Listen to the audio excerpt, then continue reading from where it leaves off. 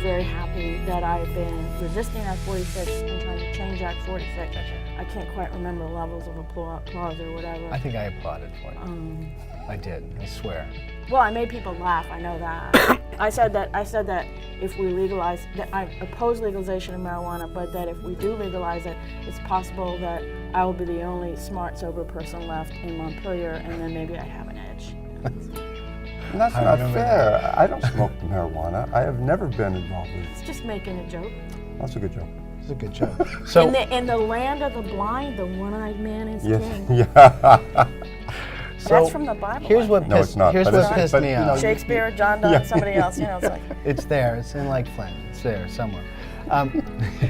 Here- Yeah, so- like in the Bible, God helps those who help themselves. Not. It's not in the Bible. No. But there's so many that want it to be there. Yeah, they do. Know that. That's either Lenin or the Bible, you know, one or the other. So I go to vote. Is this All all right. recorded here? Yeah, so I go to vote, and I step up, and maybe it's always happened, but I haven't been paying attention, or maybe for some reason at this point it pissed me off, and I get up to the table and they say, are you a Republican or Democrat? That's because you had to take a primary. They weren't going to give you both primary ballots. Well, why can't I said I'm an independent. They said, You can't take a primary. Said You can doesn't be an matter. independent, but you're not going to get one of those ballots. If but you they made me have to say one. They made me That's have always been yeah, true. yeah. That's always been true in the primaries. Because remember, the primaries are something about the parties, and the Yeah. parties get to regulate that. In some states, you have to be a registered Democrat and a registered Republican. That's true. And if you're an independent, you can't vote in either primary. In Vermont, you could be a Republican and actually take a Democratic ballot, or vice versa. Yeah. You can be an independent. I mean, you're getting a privilege that you can cross the lines like that. But it does mean that you have to at least say which ballot you're taking, and some people will write down, okay, he's a Republican. But I don't like that at all. So why in America can I just say that I'm an independent? They go, all right, he's an independent. Which We ballot don't even would you have like? any, there's no official, when you say that, they don't write down that you're a registered Republican. All they're doing is saying, which ballot do you want? Now, the other thing would be to give everybody both ballots, and then nobody needs to say which ballot they want. And I don't know if then they would bring back the unused one. I mean, But doesn't that seem more American than having these two parties say, no, you got to We have tell a us two-party to system. vote. Has to do that's that. a party I issue. know, we have a but two-party that's a system. party issue. You know, I'm seeing like, these two parties are like, I don't know, they say, we all believe in the right and America and one vote. Till it comes time, then you're going to be either on our side or their side. No, I think you're totally misinterpreting. I mean, I understand your point, but I think that you're not understanding the whole point of having a party, which is a group of like-minded people Yeah. that work on things together. Yeah. And in order to do that, they have to know who those like-minded people are. But the key thing you need to understand is that these party primaries are being run along with town meeting and all those other Yeah. votes. And it's not a function of the state or the towns at all. They're doing it as a convenience to the parties. So the parties Gotcha. are the ones that determine the rules. So you should obviously actually become a member of one or the other of the parties and go to the state convention and object to this rule. There is an Arlington Town Democratic Committee, I know because I'm the head of it, and there's probably a Republican one too. I know there's a county Republican. So go to one of them and raise this issue and say, I shouldn't have to identify myself or something And then like that. during the night, they kill me. I don't think so. No. I don't think so. Because I think it's, No. I've I heard think about it's, you an, guys. They're The not But I think it's- Democrats, They're not that serious. Republicans. you know, I think. I don't know, guys. I All right, I mean, I so, think that so I get it. You're saying I it's think a, I it's should- a the issue separate is you're having entity. to identify something about how Yeah. you may vote just by taking a ballot. I get that. And we Yeah. like to have the sanctity of the voting booth where we don't have to tell anybody how we vote. I guess that's what I felt. I But felt like what the answer would be that everybody gets both ballots, and then you'd have to wait a way to be sure that the unused ballot comes back so that you're not having to print twice as many that's ballot obvious papers. because when you go over to drop You it, put in one and you have got the to other. drop one in the box and you give the unused one, and then Right. they say, "Oh, you're a Democrat." No, I mean, You I guess know- it just felt like you're right. I get to the thing and they say, "What are you?" I say, "I don't want to tell you. I want to be an independent. I'll make up my own Then mind." you're not going to vote in the primary. Then they say, "Too bad, you're not Yeah. going to vote in private because Yeah. this is America, the land of the free, home of the brave." No, And then, you're just like really misinterpreting it. I don't know. I just found it kind of creepy. That's all I'm gonna say. Well, then did you vote? Did you take? You don't have to vote in the primaries. Yes, what I did was I voted as a Democrat and I threw it in the Republican slot. going to the first issue on the table, what do you got? Forestry, can you see the forest for the trees? Our once and future forests.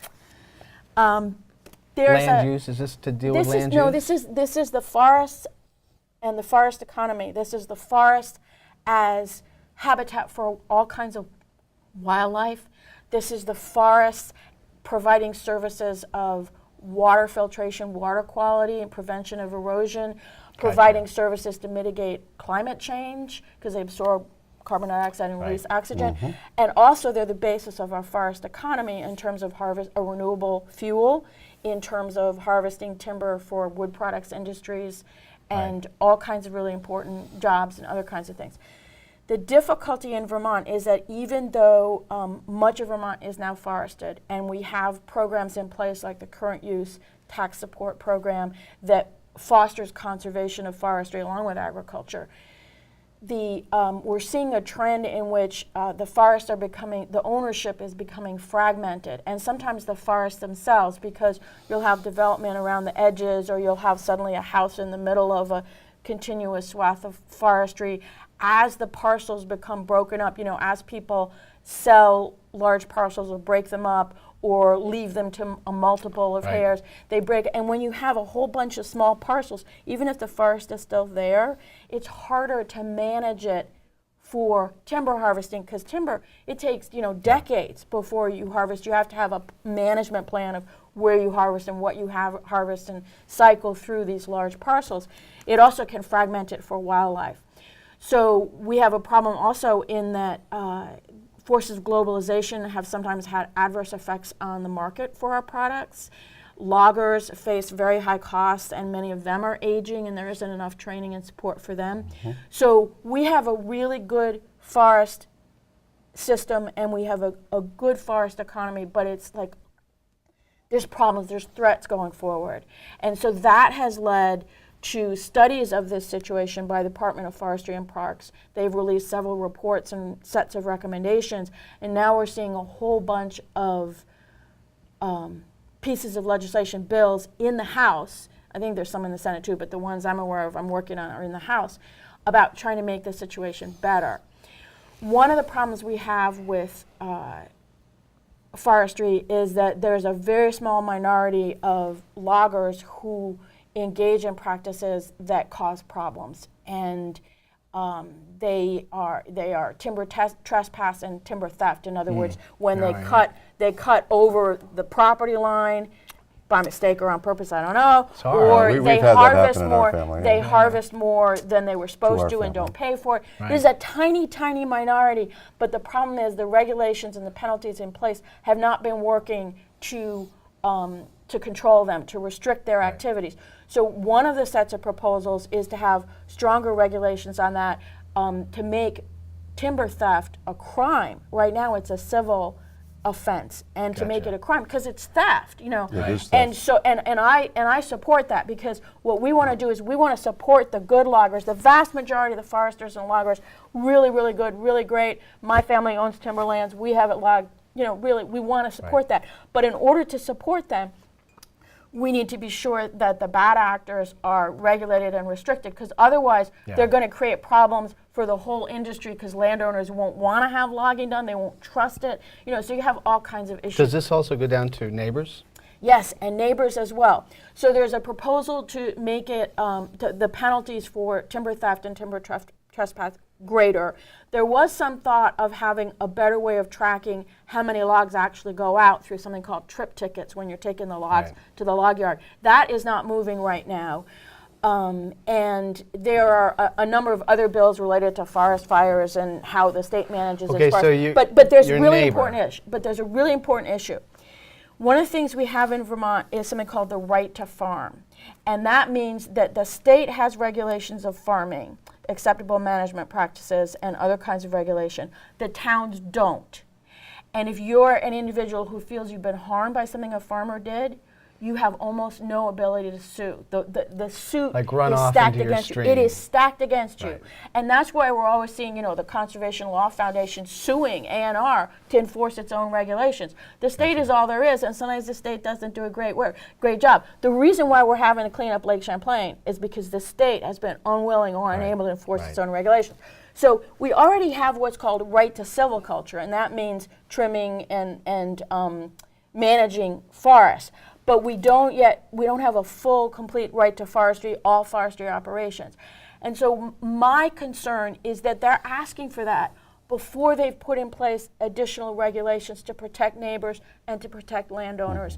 And they are going to put in place a situation where, they keep saying, well, forestry has to be like agriculture. Well, in my opinion, the state failed to properly regulate agriculture, and forestry is very, very lightly regulated. There's hardly any regulation. Right. It's totally triggered by complaints. Someone has to have the knowledge and the nerve to complain to the state. The town can't do anything.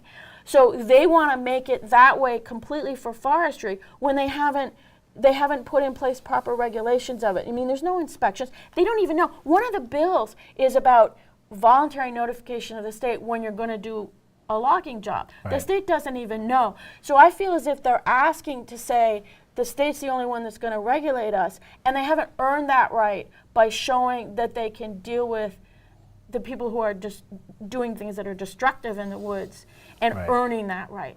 So I've been involved in the discussion of that issue. You want to add anything to that?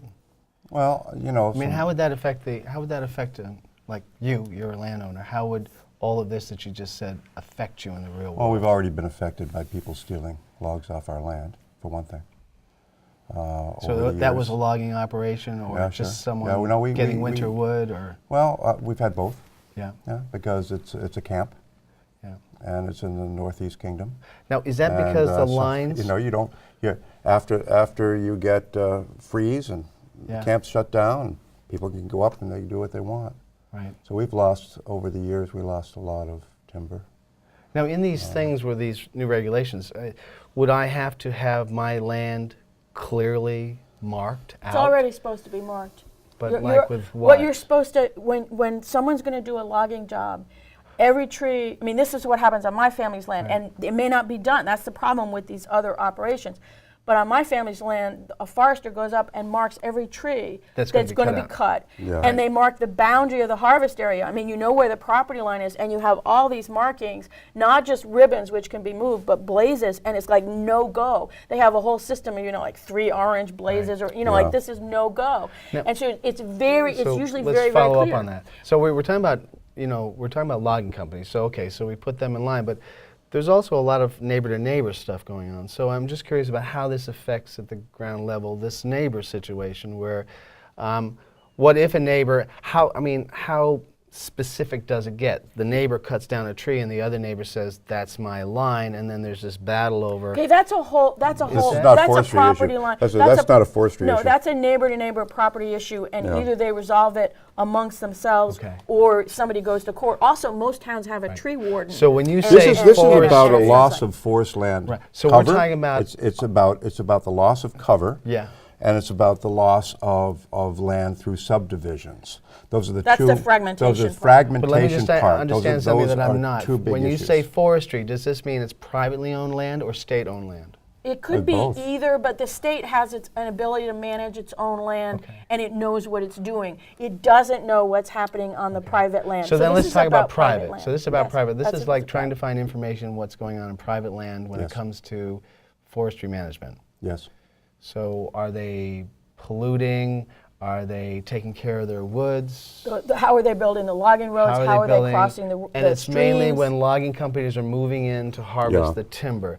It's not necessarily neighbor-to-neighbor stuff. It's really logging companies and Except private sometimes, ownership. sometimes you could have someone who owns a really large part of woodland, and they have a bunch of neighbors, and they're harvesting on their own woodlands. Right. So sometimes it is the property owner themselves harvesting their woods, Gotcha. and having a processing operation right next to people who then are disturbed by it, or Right. they're afraid of what's happening, or the trees are falling, or whatever.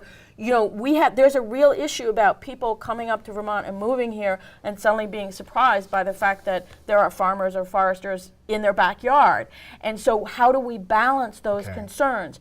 And I'm just worried that if we don't make sure that we properly inspect and regulate the bad actors and protect the environment and protect neighbors, we're going to have an explosion of lawsuits, and we're going to have, when I asked them how many nuisance lawsuits there are, they're like, well, 0. So I'm not quite sure why they have to change the ability of somebody to sue for damages. So it's a really interesting question about rights and responsibilities. The logger and the forester should have a right to harvest the logs and process them on the land, and they should have the ability to do that with reasonable noise or whatever. But the other person has a right to quiet enjoyment of their property. So how do you balance those two rights? And the logger has a responsibility to do it in accordance with the state regulation. And remember, the state's not inspecting anybody. They only come if someone calls to complain. And you have to have a certain amount of nerve to do that.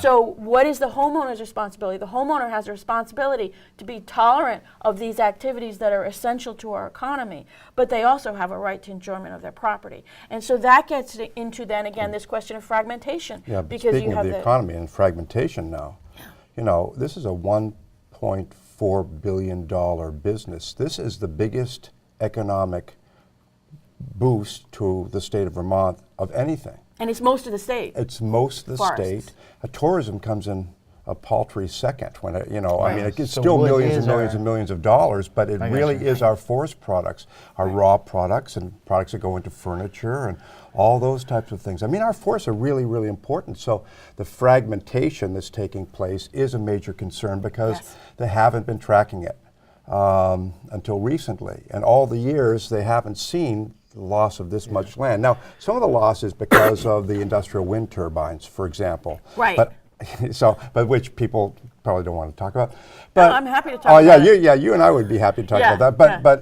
But there is an issue there. We should not have on our ridge lines industrial wind. First of all, we should not do it because it's being sold out of state, but it also is not good for forests. It is just absolutely not a good policy for our forests. And it's bad for wildlife habitat, it's bad for water Everything. quality. It's just all over. That whole, when you think of large mammals like bear or lynx or bobcat, they need large interrupted stretches of territory, and any kind of interruption with human activity is bad. Okay. This is the let other me irony. before you go off on that issue, I mean, I'm still trying to figure out exactly what we're trying to achieve with these new forestry regulations. So you talk about, and I understand it completely because my parents started with 200 acres, had 3 kids. Right, and now it's divided. And now That's it's divided. exactly it. That's And exactly my it. kids and my kids will slowly divide until Right. it's 2 acre Yeah, lots. So we might want to try to But so provide how an are you gonna incentive. stop We that? might want to try to do something like, suppose you came in and said, I want to develop this 100-acre parcel.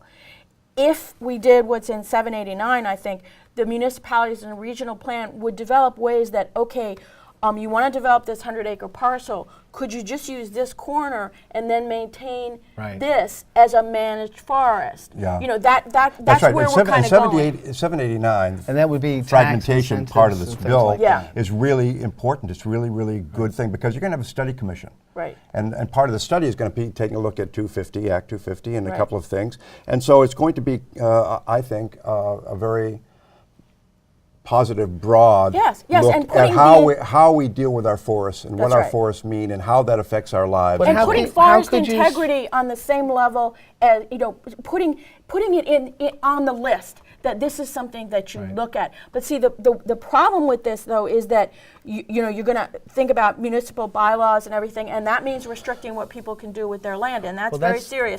But the other thing they talk about is trying to do something about estate taxes. In other words, giving people less estate taxes if they keep forest blocks whole. The problem I have with that, I think you have to have an estate of like over $1 million before you pay any estate taxes. So what you're going to be doing is giving a tax break to people who actually are pretty wealthy. So what could you see like the incentive to everybody's creating trusts like up the road from us? Or maybe it's a joint trust. management. It's like 1,500 in a trust. But maybe you could have joint management. We already have a situation where all the riparian land along the rivers and streams, almost all of it is privately owned. And yet you can see an effort, I mean, this is part of what my organization does, to educate people about better management of the riparian area so that you can sort of have separate private ownership, sort of joint principles of management. Maybe you could end up, you have one forest and it breaks up into 7 different parcels. One parcel is 7 parcels. But maybe you can somehow have a common forester and a common plan. Maybe we can come up with creative new ways to do that kind of thing. In addition to the bylaws or the tax provision, come up with some sort of cooperative management. Now let me ask you, how does this play into land use? Are you in land use? No. Are you in land use? What do you mean in land use? On the committee that does that? No, but land No, use. in terms of what we current own. use. You mean current use? I'm sorry. My Yes. family's property is in current use. So in a way, current use is trying to do that. Current use, to be in current use, you get a reduction in your property taxes. Instead of being taxed on the market value, which might or might not be high, you're taxed on a measure of the use value. In other words, what forest land or agricultural, because your current use is both, might actually earn. Now, of course, some forest land is so high up you can't develop it anyway. But yes, it's in current use, and what that means is to get that tax reduction, you have to have a forestry management plan that includes regular timber harvest. So in other words, it conserves the forests, and for all the reasons we want to do that, but it also supports the forestry industry, because you can't be in current use and just say we're never touching a tree, which would also be a good thing to do and a useful thing to do, but that's not what current use is. But only half of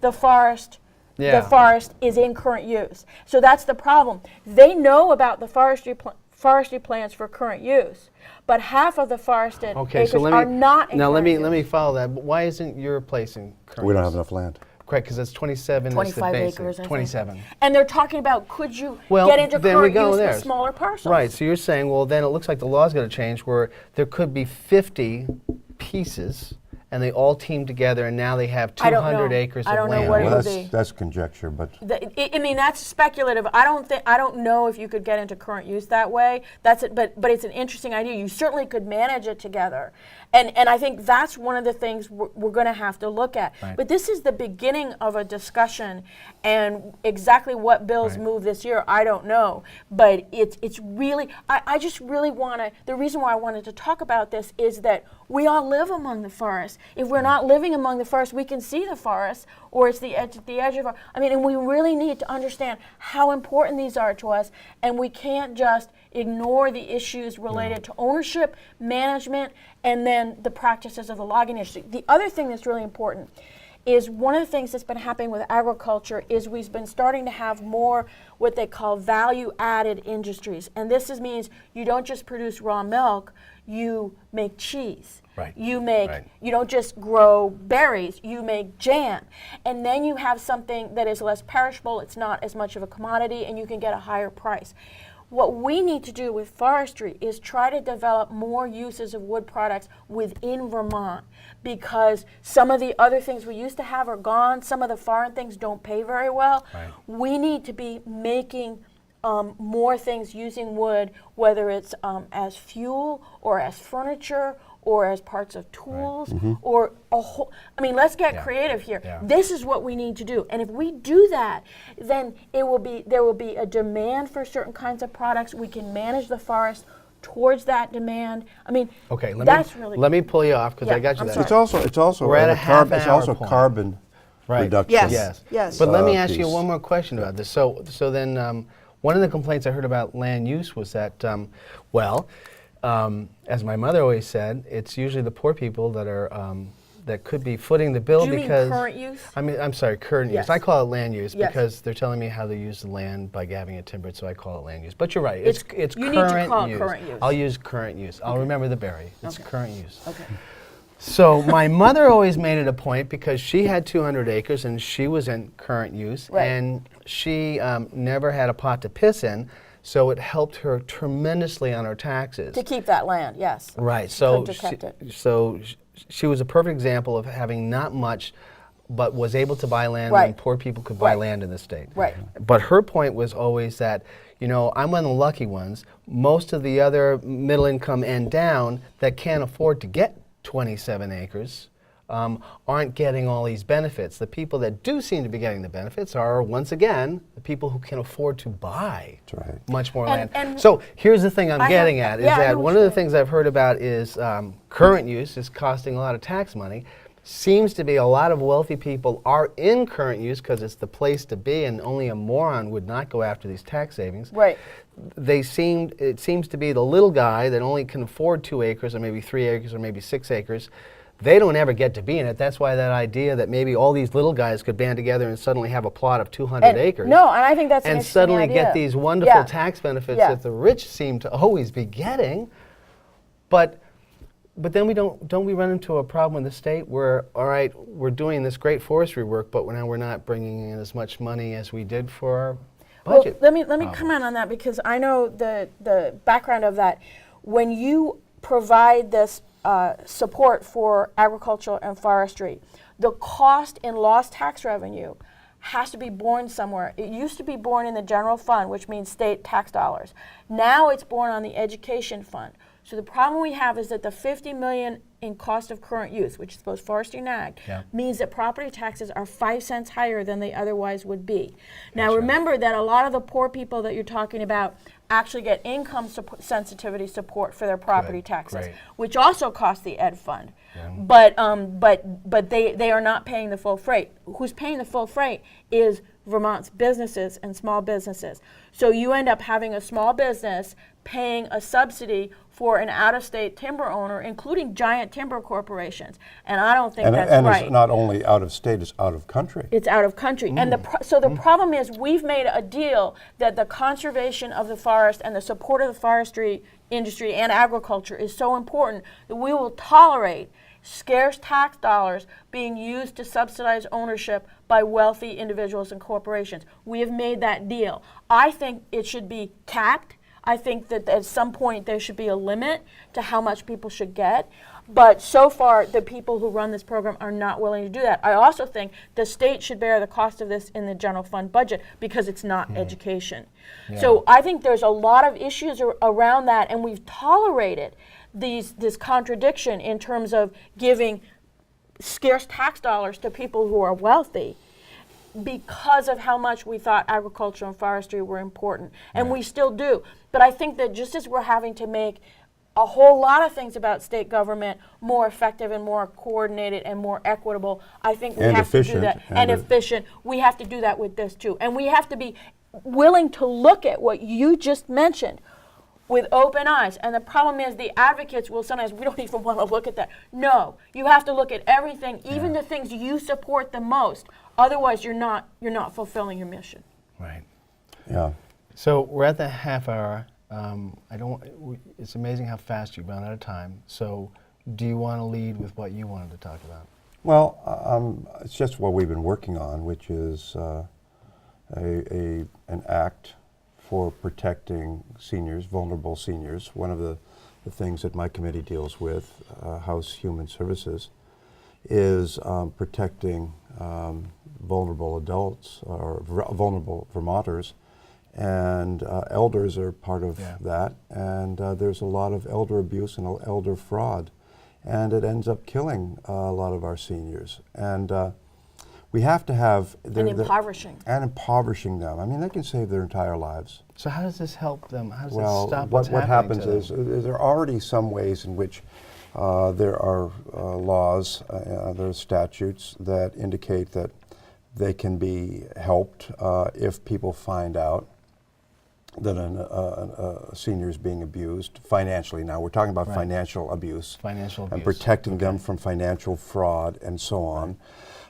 But this really allows for the banks and credit unions, those are the only two places we looked at, to not be penalized for giving information to an investigator with Adult Protective Services. Gotcha. And so what it does is it streamlines the opportunity for there to be an investigation. Sometimes you have to get subpoenas. You have to go through a whole long court process. By the time that is finished, the elder is wiped out. Right. They have no more financial resources. Right. And so what we've been dealing with is listening to all of this testimony, I mean, hour upon hour upon hour, all the way around, about people who have been defrauded, how that's happened, how the banks can be working coordinatively with the Adult Protective Services and all of that, so that we can really protect our elders here in the state of Vermont. I think it's a very strong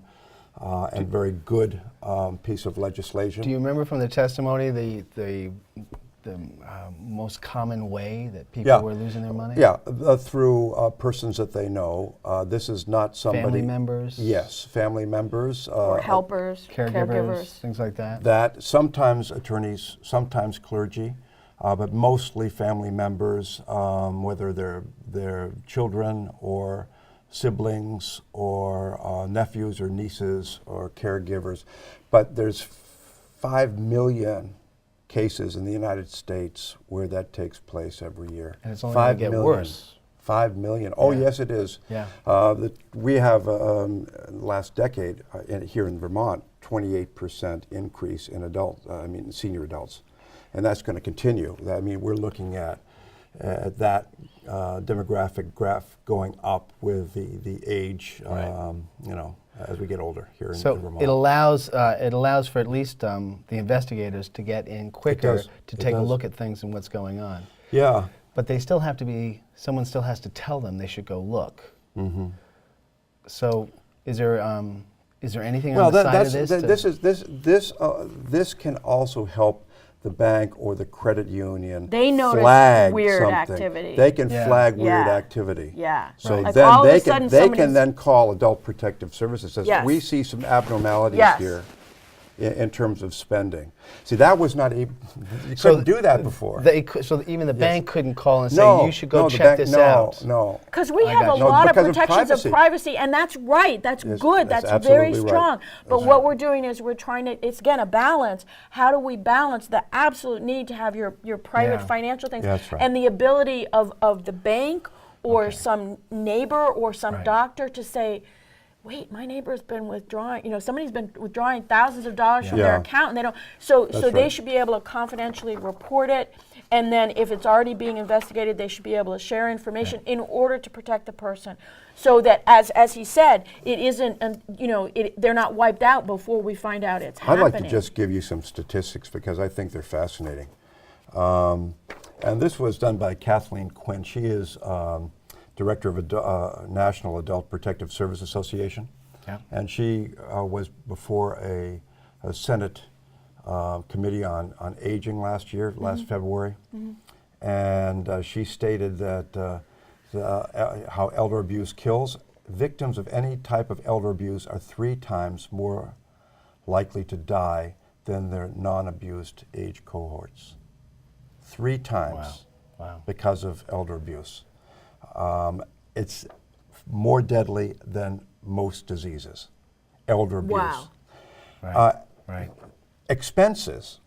Victims and their families lose assets that took older person a lifetime. We know that, but these losses directly affect their health, their well-being, and the invisible increases to the costs of Medicare are huge. We don't even know how to calculate how big that is. And Medicaid probably. Oh, yeah, then we Yeah. go. This is people and financial institutions lose billions. That we know. We don't know how many billions, but billions in assets as the money is stolen. And usually, says this Kathleen Quinn, that goes to, the money stolen goes to snorted, drunk, Right. smoked, gambled, all that's all gambled away. And so, that is, taxpayers lose. So they can't even get it back if we take No. if we No, find it's the gone. guy. It's gone. Right. Taxpayers lose.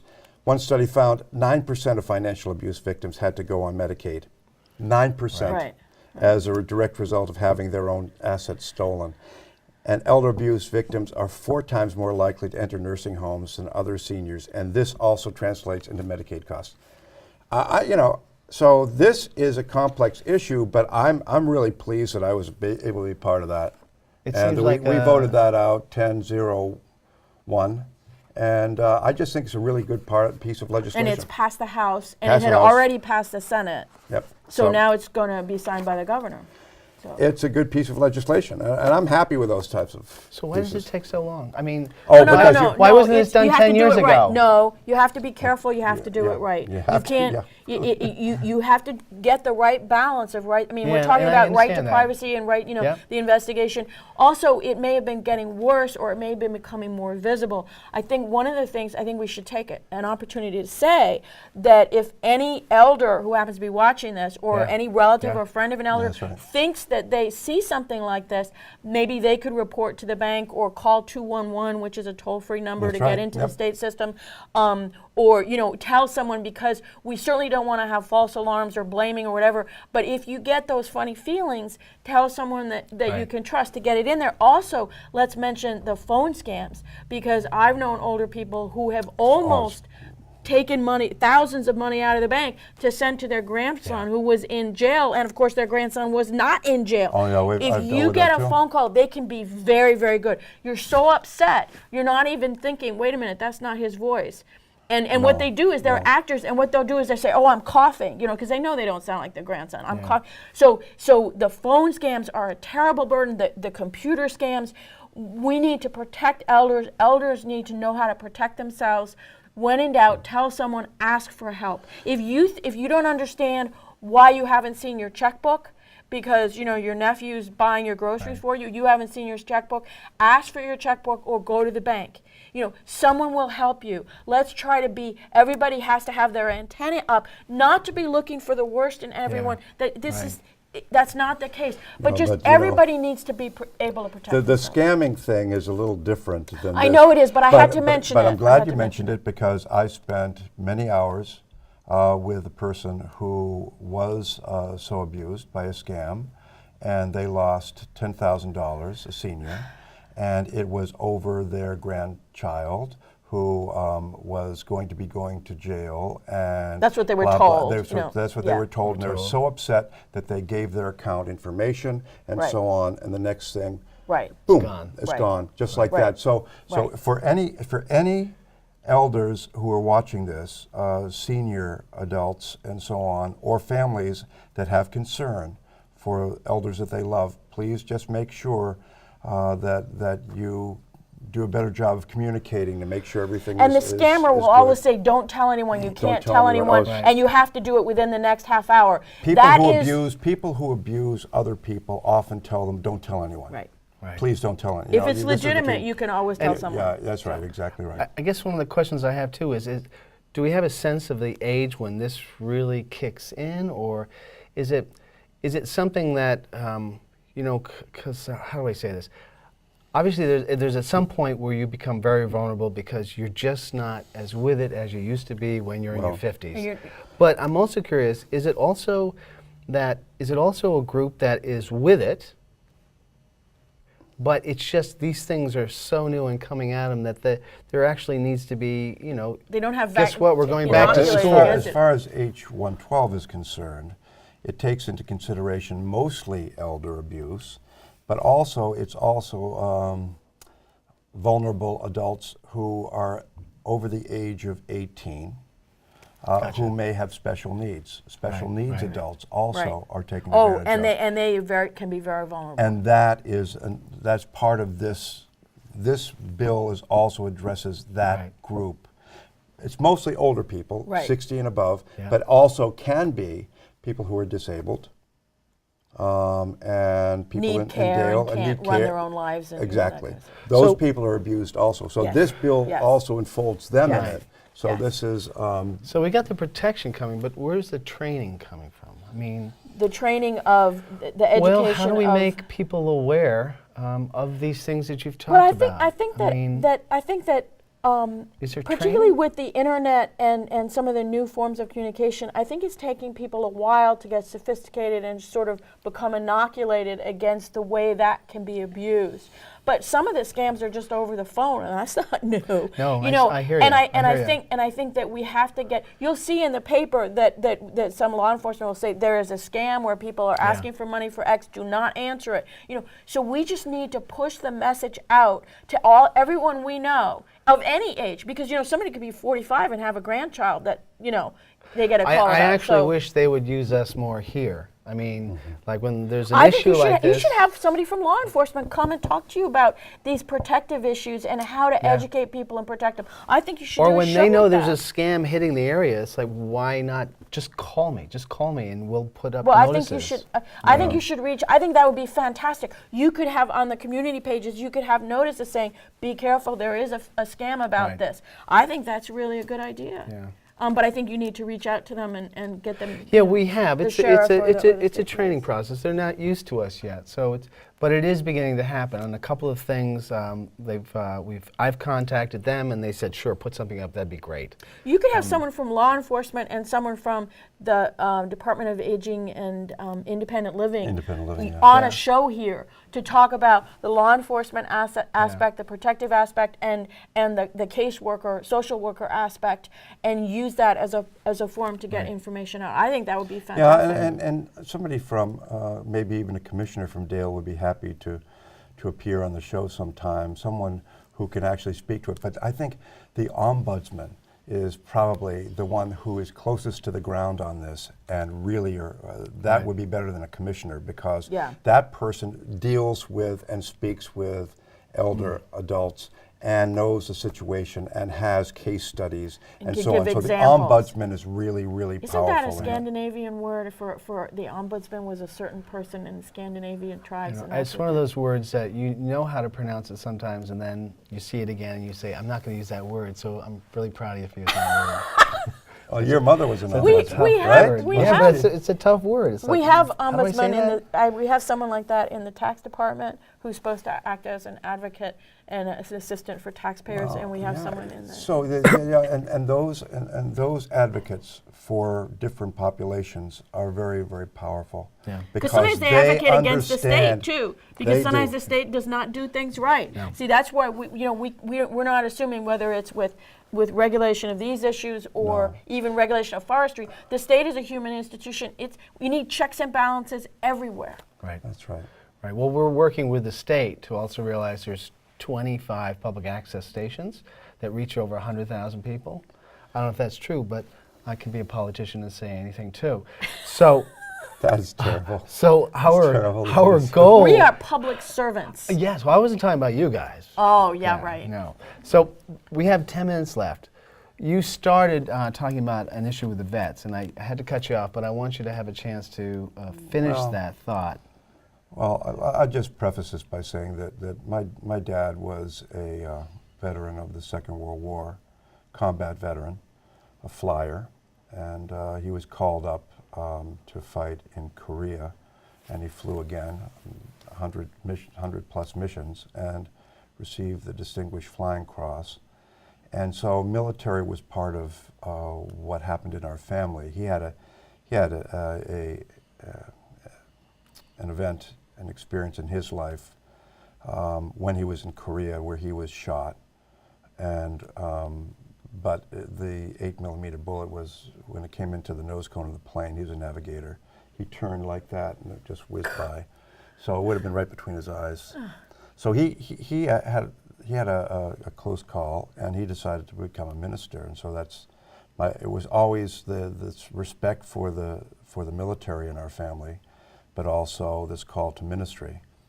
And so my sense is that we in our country do not pay sufficient respect to those who have fought, and while I disagree with some of our wars, a lot of them in fact, I know that these people who are serving are doing their duty and that they deserve to be honored, and we give them mostly lip service.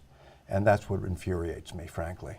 We talk about how much we love our veterans, but we don't do too much for them. And we don't do that on the federal level. We can spend a huge amount of money in terms of of new equipment and X, Y, and Z and so on while people are young and able and so on. But when they come back hurt, when they come back with post-traumatic stress disorder, when they have other issues that they have to deal with because their bodies have absorbed a lot of chemicals or they've had other issues, and then we turn our backs on them, I think that's absolutely should be considered a moral outrage, and it makes me very angry. So to put that into perspective, I think that our Veterans Home does a good job of seeking to do the best they can for our veterans. We have some empty beds we need to have filled. We need to look at that property and see how it can be best be utilized. But I think it's really great that we have one in Bennington, and a Veterans Home. And it's the only one in the state. It is the only one in the state, and I think that we have a responsibility to seek for more federal aid, so that the tax dollars of Vermont citizens, and per capita, Vermont is there's 1 in 7 Vermonters have served in the United States military in some capacity. Those people have served, and I think we have the highest per capita in terms of losing their lives in the military. And so I think that we as Vermonters should hold Congress and Senate's feet to the fire, and the Veterans Administration, the Secretary of Veterans Affairs, and have all of the expenses in the Veterans Home paid by the federal government. And my resolution indicates that that's what should happen.